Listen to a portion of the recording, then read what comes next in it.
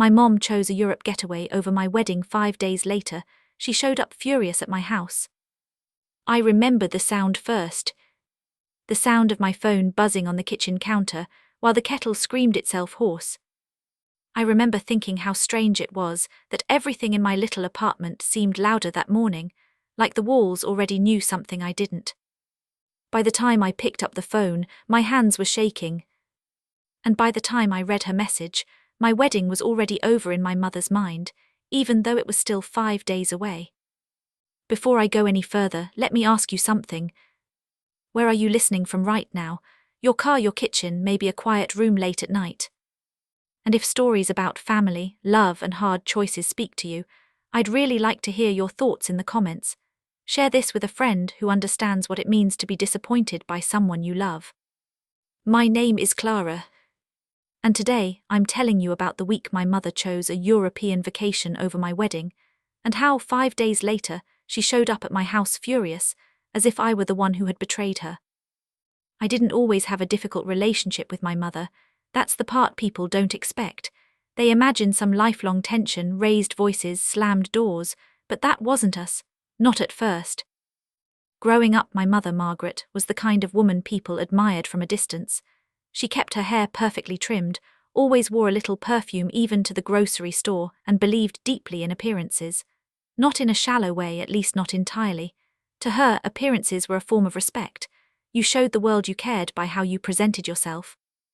She raised me alone after my father died when I was 11. A heart attack, sudden, unfair. One minute he was asking me to hand him a wrench in the garage, the next minute he was gone. After that, it was just the two of us in a narrow brick house that always smelled faintly of lemon cleaner and old books. My mother did her best. She worked long hours at a travel agency downtown, and she loved her job. She loved maps and brochures and stories of places she'd never been.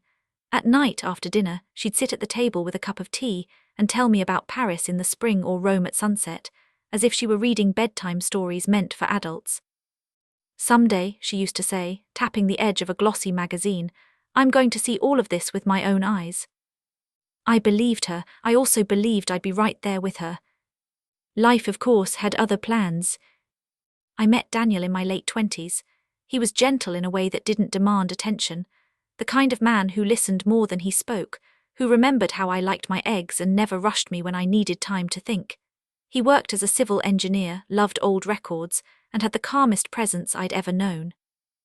When I brought him home to meet my mother, she smiled the polite smile she reserved for people she wasn't sure about yet. She asked him what his parents did, where he went to school, whether he liked to travel. He answered honestly. His parents were teachers. He went to a state school. He liked quiet trips, cabins, lakes, places where you could hear yourself think. I noticed how her smile tightened just a little.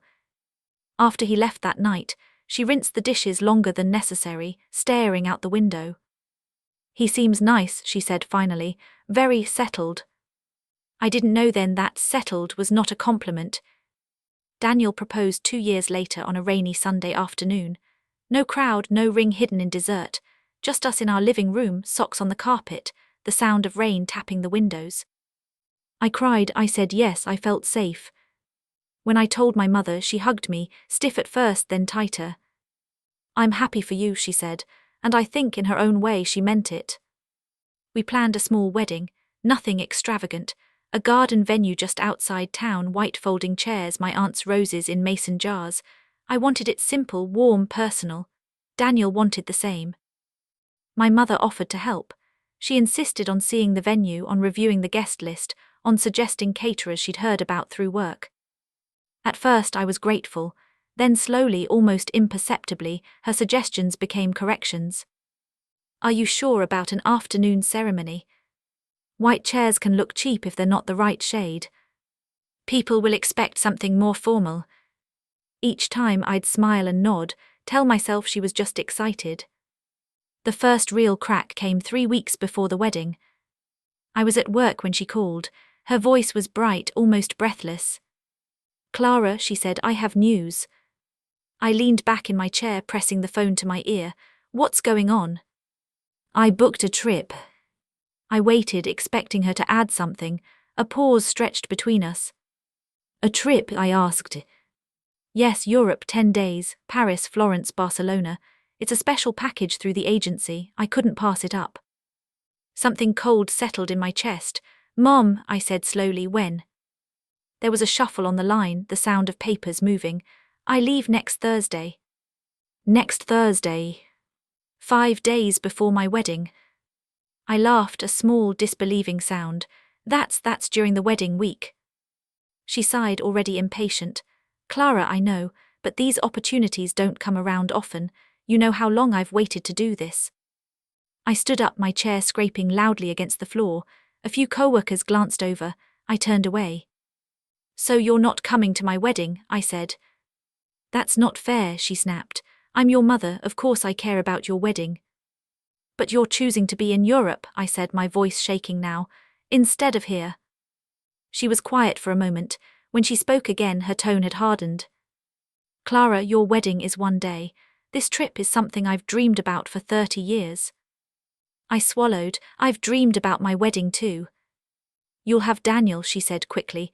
You'll have his family, everyone will understand. I didn't, not then, not ever. I hung up the phone with my hands numb. That evening I told Daniel. He listened without interrupting, his brow furrowed. I'm so sorry, he said softly. That must hurt. It did, but what hurt more was the way she framed it later, in texts and emails. How she spoke of the trip as something she deserved, something I should be proud of her for taking. How she suggested we could celebrate together when she got back, as if time were something you could fold and store away. The days leading up to the wedding passed in a blur. My dress hung in the closet untouched. The seating chart felt suddenly meaningless. At night, I lay awake listening to Daniel's steady breathing, wondering how something so joyful could feel so heavy. Then came the wedding day. The garden was beautiful. The air smelled like cut grass and roses. The sky was clear in that gentle way that feels like a blessing. As I walked down the aisle, I scanned the front row without meaning to. The empty seat beside my aunt stared back at me, undeniable. I didn't cry, not then. I smiled, said my vows, held Daniel's hands. I told myself I would deal with my feelings later. Later came faster than I expected. 5 days after the wedding, I was back at home, surrounded by half-unpacked gifts and thank you cards. Daniel was at work. I was folding laundry when the doorbell rang. I wasn't expecting anyone. When I opened the door, my mother stood there, her suitcase at her side, sunglasses still perched on her head. Her face was flushed, her jaw was tight. We need to talk, she said, stepping past me into the house like she owned it. And just like that, the real storm began. My mother didn't wait for an invitation. She rolled her suitcase across the threshold, the wheels catching on the edge of the rug, and let it fall on its side with a dull thud. The sound echoed through the living room like punctuation at the end of a sentence I wasn't ready to hear. I stood there, still holding a warm towel in my hands, the faint smell of detergent rising between us. For a moment, neither of us spoke. She looked around my home as if she were inspecting it, her eyes lingering on the framed wedding photo on the console table. Daniel and I were smiling in it, frozen in a moment that already felt complicated. She exhaled sharply. So, she said, this is how you welcome your mother back. I set the towel down slowly. You didn't call, I said, you just showed up. I didn't think I had to announce myself, she replied, her voice clipped, especially after the way you behaved. The word landed between us, heavy and unfair. The way I behaved, I repeated. She turned to face me fully now, her coat still on, her purse slung over her shoulder. Up close, I could see the signs of travel on her face, the dryness around her eyes, the tightness in her mouth that no amount of foreign sunshine could soften. Yes, she said, you embarrassed me, Clara. I stared at her, genuinely unsure if I'd heard correctly. Embarrassed you? At the wedding, she continued, waving a hand as if brushing aside something trivial. People asked where I was. Do you know what that felt like? Standing in a foreign city, getting messages from acquaintances asking if I was ill, if something terrible had happened. My chest tightened. You weren't there, I said quietly, because you chose not to be. Her eyes flashed. I told you why I couldn't come. You told me why you didn't want to come, I corrected. She dropped her purse onto the chair and finally removed her coat, folding it with precise movements. I knew this would happen, she muttered. I knew you, twisted into something ugly. I leaned against the wall, suddenly exhausted. What do you want from me, Mom? She looked at me then, really looked, as if seeing me for the first time since she walked in. I want to know why you let people think I abandoned you. I let out a short, humorless laugh. I didn't let anyone think anything. They asked, I answered honestly. Her lips pressed into a thin line. And what exactly did you say? That you were on a trip, I said. That you had planned it during the wedding. She shook her head slowly, disappointment etched deep into her expression. You could have said I was sick, or that something came up. So I should lie, I said. For family, she snapped. Yes. The room fell quiet after that. Somewhere outside, a car passed, tires hissing against the pavement. I felt a familiar ache settle behind my eyes, the one that came when I realized again that we were speaking different languages. I needed you there, I said finally. I needed my mother at my wedding. She scoffed. You're not a child anymore, Clara. You didn't need me, you wanted me. I straightened, something inside me hardening. I did need you, and you decided that a vacation mattered more. Her face softened for just a second, and I thought foolishly that she might apologize. Instead, she sighed as if burdened. You have no idea what that trip meant to me, she said. You think I didn't struggle with the decision. I worked my entire life. I sacrificed everything for you. There it was, the ledger she always kept, the invisible list of debts she believed I still owed. I never asked you to sacrifice everything, I said, and I never asked you to choose between us. You did that on your own. Her voice rose. I am allowed to have a life. I never said you weren't, I replied, my own voice shaking now. But actions have consequences. You can't disappear from my wedding and then be angry that people noticed. She turned away, packing the room, her heels clicking sharply against the floor. Do you know how lonely it felt, she said, seeing photos of you in that dress while I was halfway across the world. I cried in my hotel room, Clara. I closed my eyes. Then why did you come home? She stopped packing, because I was already there. The simplicity of her answer stunned me. No regret, no acknowledgement of the depth of the hurt, just logistics. Daniel came home an hour later. I heard his key in the door, his familiar footsteps. When he stepped into the living room and saw my mother, he froze for a split second before smiling politely. Margaret, he said, you're back. She turned to him, her expression changing instantly. Warmer, more controlled. Daniel, she said, it's good to see you. I watched the shift with a strange detachment. This was the version of her the world saw, composed, reasonable, untroubled. How was your trip? He asked. Wonderful, she replied, truly eye-opening. I looked away. Daniel glanced between us, sensing the tension. Did you want some tea? He asked, defaulting to kindness. Yes, my mother said, that would be lovely. As he went into the kitchen, she leaned toward me and lowered her voice. You didn't have to poison him against me. I felt my patience finally give way. I didn't say a word, I said, but he knows you weren't there because he was. Her eyes narrowed. So you're both judging me? No, I said, we're just hurt. She straightened, crossing her arms. You're ungrateful. The word strung, even though I'd heard it before. Daniel returned with 3 cups of tea, setting them down carefully. The steam rose, carrying the faint scent of chamomile. We sat in stiff silence, the 3 of us forming a triangle of discomfort. After a few minutes, my mother cleared her throat. I think we need to address something, she said. Daniel looked at her calmly. What's that? The way Clara has been acting, she said without looking at me. She's been cold, distant, punishing me. Daniel glanced at me, then back at her. She's been processing, he said gently. This was hard for her. For her, my mother repeated. What about me? I couldn't stop myself. You left, I said. You made a choice. She slammed her hand on the table, the cups rattling. Enough, she said. I will not be made into the villain here. Daniel inhaled slowly. No one is doing that, he said, but you can't expect everything to be fine. My mother stood abruptly. I didn't come here to be lectured by you, she snapped. This is between me and my daughter. Daniel rose too, his voice steady. Clara is my wife, it involves me. That word, wife, something in my mother's face changed when he said it. A flicker of something I couldn't quite name, loss perhaps or resentment. She picked up her purse. I need air, she said. We'll talk later. She left without another word, the door closing behind her with a quiet finality. That night I didn't sleep. I lay awake replaying the conversation, the sharp edges of her words cutting deeper with each pass. Daniel held my hand, his thumb tracing slow circles against my skin. I'm sorry, he whispered. I know this isn't how you wanted things to be. Neither did I, but I had the sinking feeling that this was only the beginning. The next morning, my phone buzzed with a message from my aunt. Your mother told me you were cruel to her. Is everything all right? I stared at the screen, my heart sinking. She was already telling her version of the story. By the end of the day, I had received similar messages from 2 cousins and an old family friend. Concerned, confused, curious.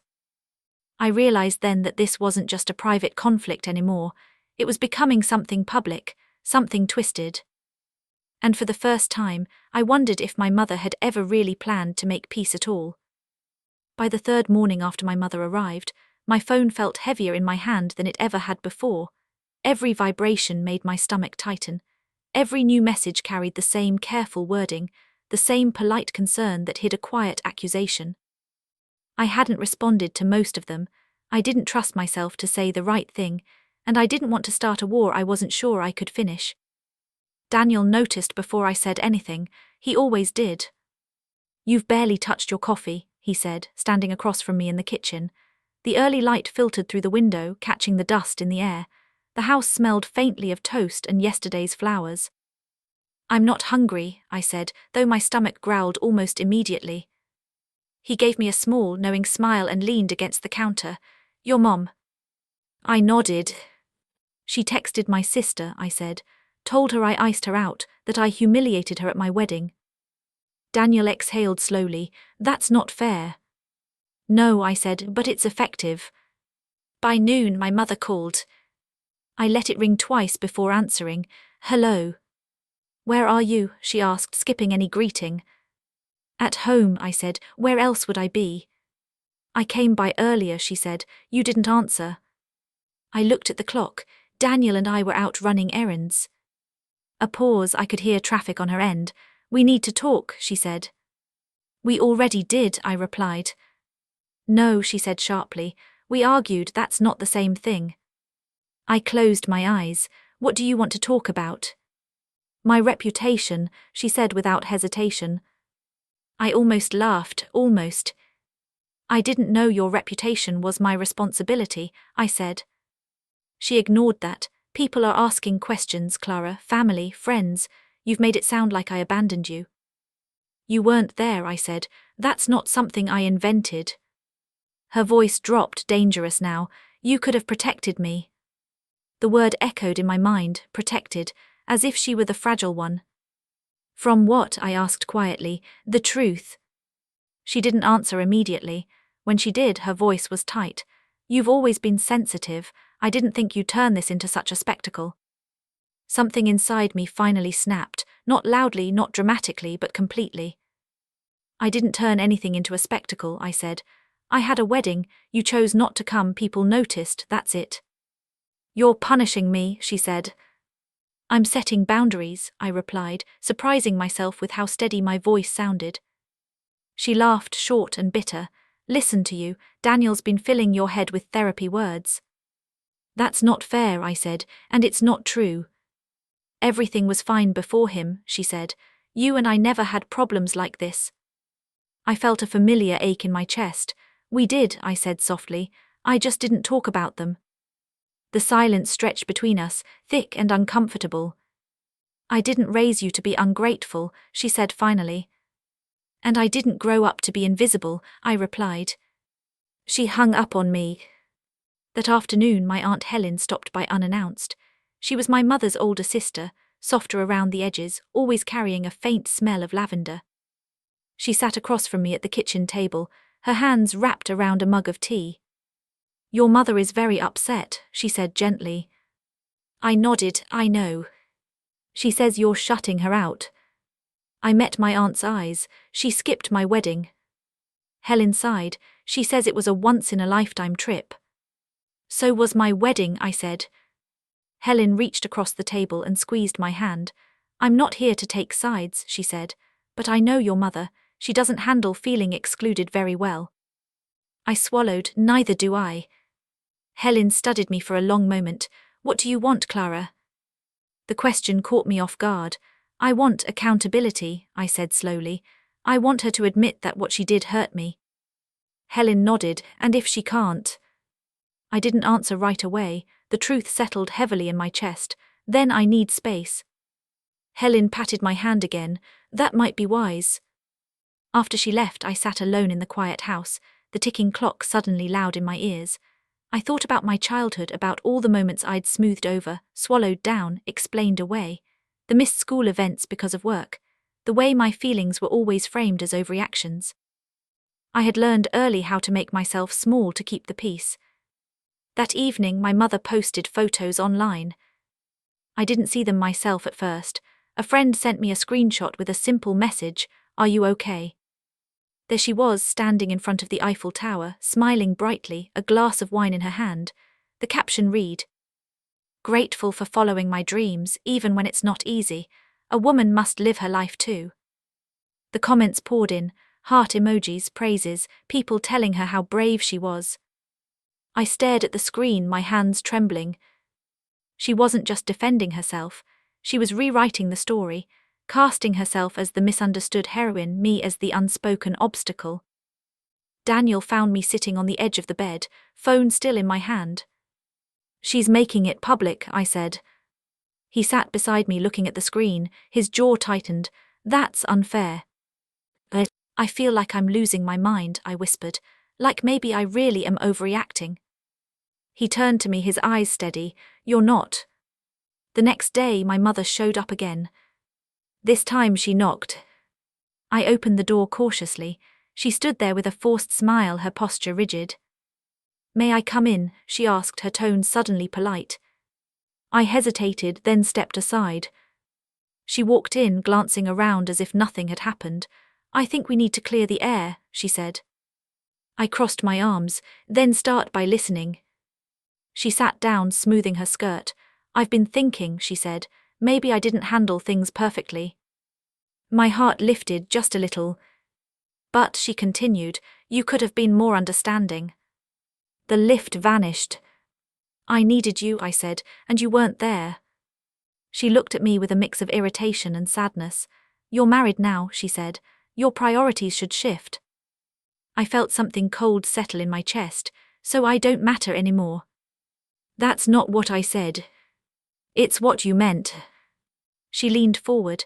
"Clara, I gave up my youth raising you. Is it so wrong to take something for myself now?" The familiar guilt washed over me. I took a breath. "This isn't about the trip," I said. "It's about the timing, and the way you're refusing to acknowledge how it hurt me." She shook her head. "You're asking me to apologize for living my life." "No," I said.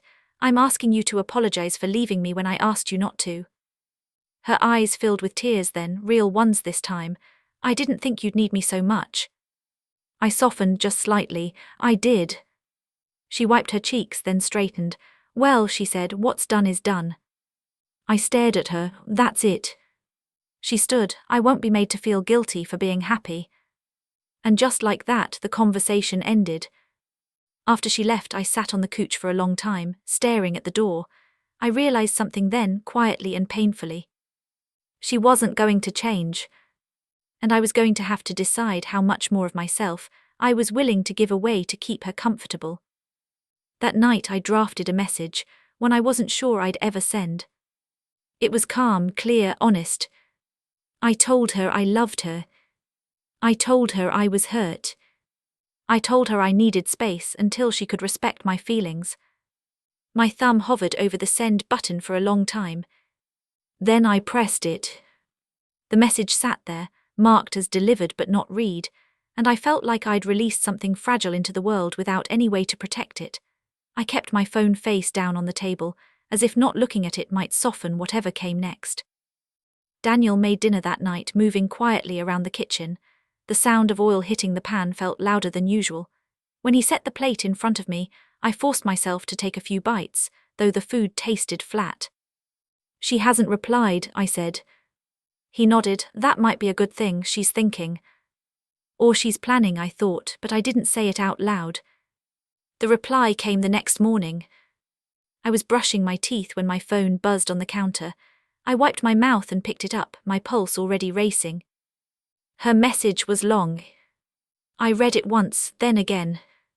She wrote about everything she had done for me, about how alone she felt after my father died, about how she had put her dreams on hold for years. She wrote about feeling unappreciated, about being attacked and misunderstood, about how hurt she was by my coldness. She did not apologize. Not once. At the end, she wrote, "I hope one day you'll understand why I needed to do this for myself." I sat on the edge of the bathtub, the tile cold beneath my feet, and felt something inside me settle. It wasn't peace, it was clarity. When Daniel asked what she said, I handed him the phone. He read it carefully, then looked up at me. "She didn't hear you," he said. "No," I agreed, "she heard herself." That was the day I stopped answering her calls. It wasn't dramatic. There was no announcement, no final confrontation. I just let the phone ring and ring. At first the messages came often, short, pointed ones. "Are you really ignoring me? This is cruel. I don't recognize you anymore." Then they shifted in tone. "I miss you. Can we please talk? I don't like this distance between us." I read them all, I didn't respond. A week later, my mother called Daniel. He told me about it that evening, his expression carefully neutral. "She wanted me to convince you to talk to her," he said. "And I asked." "I told her this was between the two of you," he said, "and that she needed to respect your boundaries." I reached for his hand. "Thank you." "She wasn't happy," he added. I smiled faintly. "I know." What I didn't expect was how quickly the silence would spread outward. My cousin stopped replying to my texts. An old family friend unfollowed me online. At a small gathering for my aunt's birthday, I noticed people watching me carefully, their smiles a little too tight. My mother was talking. She had always been good at that. One afternoon, my Aunt Helen called again. "She's telling people you've cut her off completely," she said gently, "that you're punishing her." I closed my eyes. I asked for space. "I know," Helen said, "but she's framing it differently." Of course she was. "Do you want me to correct her?" Helen asked. I hesitated. "No," I said finally. "I'm tired of explaining myself." Helen sighed. "That takes courage." It didn't feel like courage. It felt like grief. Grief for the mother I thought I had. Grief for the relationship I kept hoping would change if I just tried harder. Daniel and I tried to focus on our life, on the small joys, morning walks, cooking together, planning a delayed honeymoon we'd postponed because of the wedding chaos. But the tension followed me. It crept into quiet moments, into dreams where I was standing at the altar again, searching the crowd. 2 months after the wedding, my mother showed up at my workplace. I worked in a small non-profit office downtown. When the receptionist buzzed my desk and said my mother was here to see me, my stomach dropped. "I didn't schedule an appointment," I said. "She says it's urgent," the receptionist replied. I considered saying no, I really did, but something in me wanted this to be over. "Send her in," I said. She walked into my office like she belonged there, her posture straight, her expression composed. She wore a tailored coat and carried herself with the same quiet authority she always had. "Clara," she said, "you look tired." I didn't offer her a seat. "Why are you here?"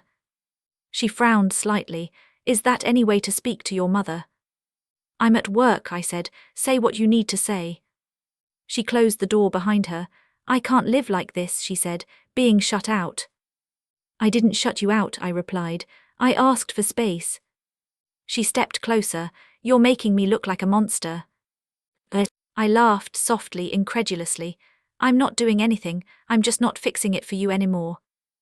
Her eyes filled with frustration. "Families don't do this to each other." "Families also show up," I said. She looked away, then back at me. "What do you want from me, Clara?" I took a deep breath. "I want you to acknowledge that you hurt me, without excuses, without turning it back on yourself." She stared at me for a long moment. I don't see it that way, she said finally. And there it was, the wall we'd been circling for years. I can't make you see it, I said, but I won't pretend it didn't happen. She straightened. So this is it, she said. You're choosing this distance. I'm choosing myself, I replied. Her mouth tightened. You've changed. Yes, I said, I have. She left without another word. After that, something shifted in me. The fear eased. The guilt loosened its grip. I began to understand that her anger wasn't proof that I was wrong. It was proof that the old patterns weren't working anymore. Then came the wedding photos. The photographer sent the full gallery one evening. Daniel and I sat on the couch scrolling through them. There was laughter, there were tears, there was joy I had almost forgotten. When I saw one photo in particular, I stopped. It was a candid shot of me just before the ceremony. I was standing alone, sunlight on my face, my expression calm and focused. I look okay, I said. Daniel smiled. You look strong. For the first time since the wedding, I believed him. I didn't know then that my mother was about to make one last attempt to regain control, one that would force everything into the open. And this time it wouldn't stay private. The invitation arrived in the mail on a Thursday afternoon, tucked between grocery store coupons and a utility bill. The envelope was thick, cream-colored, my name written in my mother's unmistakable handwriting. The careful loops, the deliberate spacing, she wanted it to look important. I knew before I opened it that it wouldn't be simple. Inside was an invitation to a family gathering at my Aunt Helen's house. A welcome home dinner, the card read, for my mother. I felt my chest tighten. Daniel watched my face as I read it. She's making it public, he said quietly. Yes, I replied, and she wants an audience. The date was the following Sunday, 3 days away. I don't have to go, I said, more to myself than to him. No, Daniel agreed, you don't. But I also knew that not going would only feed the story she was already telling, that I was cold, that I was cruel, that I had abandoned her. I want to go, I said finally, but I don't want to pretend. Daniel nodded. Then don't. Sunday came too quickly. Helen's house was warm and familiar, the smell of roasted chicken and garlic filling the air. Cars lined the street, laughter drifted out through the open windows. As Daniel and I walked up the path, I felt that old childhood sensation of bracing myself before stepping into something unpredictable. My mother spotted us immediately. She crossed the room with a smile that didn't reach her eyes and pulled me into a hug before I could react. Her perfume was sharp, unfamiliar. Clara, she said loudly, I'm so glad you came. Around us, conversations paused. I felt eyes on us, curious and watchful. Hello, Mom, I said evenly. Daniel shook her hand politely. Good to see you, Margaret. She held onto his hand a second too long. I'm so glad you could make it too, she said. Family is everything. I felt my jaw tighten. Dinner was tense. My mother sat at the head of the table, regaling everyone with stories from her trip. The food, the architecture, the people she'd met. She spoke with animated gestures, her voice bright. I noticed what she didn't mention, the wedding, the empty seat, me. At one point my cousin leaned toward me and whispered, Your mom seems different. I nodded. She's always been like this. Halfway through the meal, my mother raised her glass. I just want to say something, she said, smiling around the table. This trip reminded me how important it is to live fully, to not put your dreams on hold. I hope I've taught my daughter that lesson. Every head turned toward me. I felt the heat rise in my cheeks. Daniel's hand found mine under the table. I stood slowly. I've learned a lot recently, I said, my voice steady despite the pounding in my chest. About dreams, and about choices. My mother's smile faltered. I learned that pursuing what you want is important, I continued, but so is being there for the people you love, especially when they ask you to be. The room went quiet. My mother set her glass down carefully. Clara, she said, her tone tight, this isn't the time. It is for me, I replied. I looked around the table, at faces I'd known my whole life. My mom chose a trip over my wedding, I said. That was her choice. What hurt wasn't just that she wasn't there, it was that she's never acknowledged how painful that was for me. A murmur moved through the room. My mother's face flushed. "This is inappropriate," she said sharply. "You're twisting things." "I'm telling my truth," I said. "I'm not asking anyone to take sides, I just won't pretend anymore."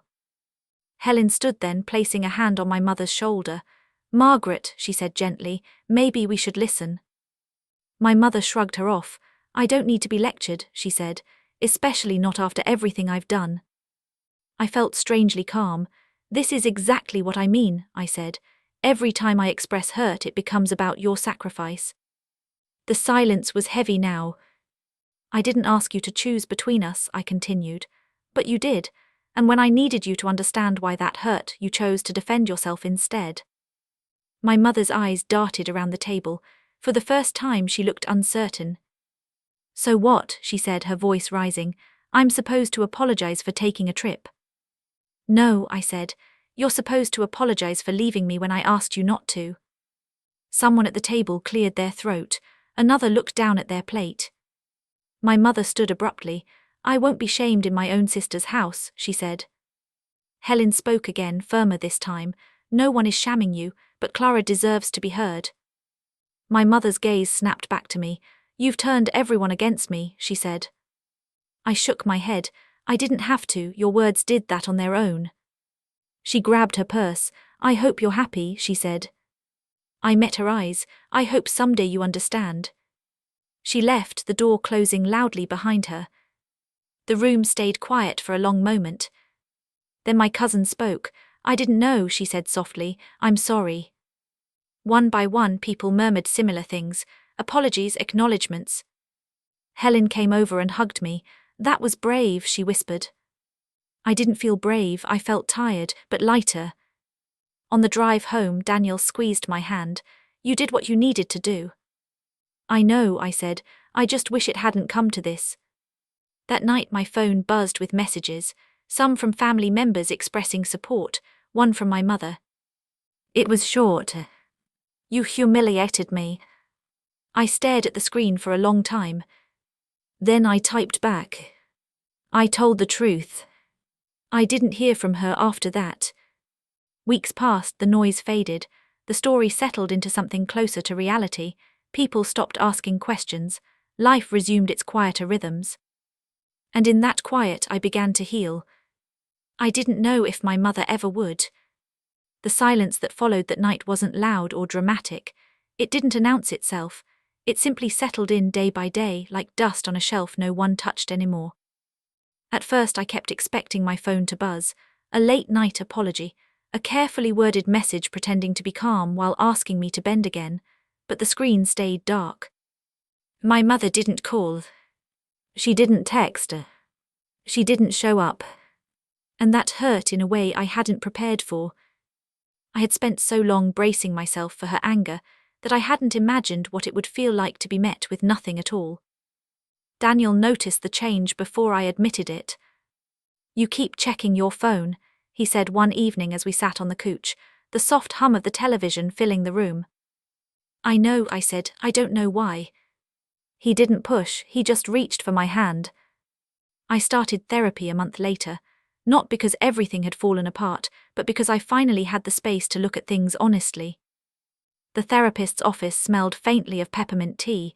She listened more than she spoke. Nodding as I talked about my childhood, my father's death, my mother's strength and sharp edges. "She taught me to survive," I said, "but not how to be seen." That realization stayed with me. I began to notice how often I apologized unnecessarily, how I softened my words before anyone could object, how deeply I feared being perceived as ungrateful. Little by little, I practiced doing things differently, saying no without explanation, letting discomfort exist without rushing to fix it, allowing myself to be disappointed without minimizing it. Meanwhile, the family dynamic continued to shift. Helen called occasionally to check in. She never pressured me, never defended my mother, she just listened. "She's telling people she doesn't understand why you're being so distant," Helen said once carefully. I sighed. "That's okay, I understand." Around the same time, I heard through a cousin that my mother had booked another trip, this time to Greece. The old version of me would have felt that familiar twist of guilt, would have wondered if I was selfish for not being happy for her. Instead, I felt neutral 525. I didn't feel anything at all. That scared me more than the anger ever had. One evening, Daniel and I sat at the table sorting through wedding thank you cards we'd put off finishing. There was one envelope left. My mother's name stared back at me in neat cursive. I hadn't sent her one. I don't know what to say, I admitted. You don't have to say anything yet, Daniel said. I nodded, sliding the envelope into a drawer. Life moved forward in quiet, ordinary ways. Work deadlines, grocery lists, laundry that never seemed to end. And then, one afternoon, my mother called. I almost didn't answer. My hand hovered over the screen, heart pounding. Daniel looked up from the kitchen. You don't have to. I took a breath. I want to. Hello, I said. Her voice sounded smaller than I remembered. Clara. Yes. There was a pause. I hear you've been busy. I have, I said. I'm leaving for Greece tomorrow, she said, as if that explained something. That sounds nice, I replied. Another pause, longer this time. I didn't expect you to say that, she said. I'm not angry anymore, I said honestly. I'm just careful. She sighed. I still don't think you handled things well. I closed my eyes. Then we haven't changed anything. I called to see if we could start over, she said. I thought about that word, over. I don't want to start over, I said. I want to start differently. Silence stretched between us. What does that mean? She asked. It means we don't pretend the hurt didn't happen, I said, and we don't punish each other for talking about it. She exhaled shakily. I don't know if I can do that. I know, I said. That's why I'm not pushing. She didn't respond. After a moment, she said quietly, I don't like feeling like I failed you. The admission surprised me. I don't need you to be perfect, I said. I needed you to be present. Her breath caught. I thought being strong was enough. It isn't always, I replied. When the call ended, I sat still for a long time. She didn't apologize, Daniel said gently. No, I agreed, but she didn't attack me either. It wasn't reconciliation, but it wasn't nothing. In the weeks that followed, I focused on building something solid with Daniel, on routines that felt grounding, on a life that didn't revolve around waiting for someone else to choose me. We planted herbs on the balcony, we hosted small dinners with friends who felt like family, we laughed more. One evening I caught myself smiling for no reason at all, and that felt like a victory. Then 3 months later, a letter arrived. Not a text, not a call, a letter. I recognized my mother's handwriting immediately. I sat at the table, staring at it for a long time before opening it. Inside, the words were careful, measured, but different. She wrote about sitting alone in a cafe in Athens, watching families pass by. She wrote about realizing how much time had slipped away, how lonely independence could feel when it came at the cost of connection. She still didn't use the word sorry. But she wrote, I see now that my absence mattered more than I wanted to admit. Tears blurred my vision. It wasn't everything, but it was something. I folded the letter and placed it back in the envelope. Healing, I realized, doesn't come in clean lines. It comes in fragments, in moments of honesty scattered across time. And sometimes that has to be enough. I didn't reply to the letter right away. Not because I didn't care, but because, for the first time in my life, I didn't feel rushed to manage my mother's emotions before tending to my own. I placed the envelope in my bedside drawer and let it sit there for days. Sometimes I'd take it out and read it again, tracing the words with my eyes, noticing what was said and what was still missing. I see now that my absence mattered more than I wanted to admit. It wasn't an apology, but it wasn't denial either. That alone felt like progress. Daniel noticed the letter before I mentioned it. He saw the envelope on the nightstand one morning and raised an eyebrow, not asking, just waiting. She wrote, I said. He nodded. How do you feel? I thought about it, really thought. Not fixed, I said, but less invisible. He smiled softly. That matters. It did. I eventually wrote back, not immediately, not impulsively. I waited until the words felt calm instead of reactive. I told her I appreciated the honesty. I told her I was still hurt. I told her I was open to rebuilding something, but only slowly, and only if it was based on mutual respect. I didn't ask for an apology. I didn't demand change. For once, I simply stated what I needed. When I mailed the letter, I didn't feel relief. I felt grounded. That surprised me. Weeks turned into months. Life settled into a rhythm that felt mine, ours.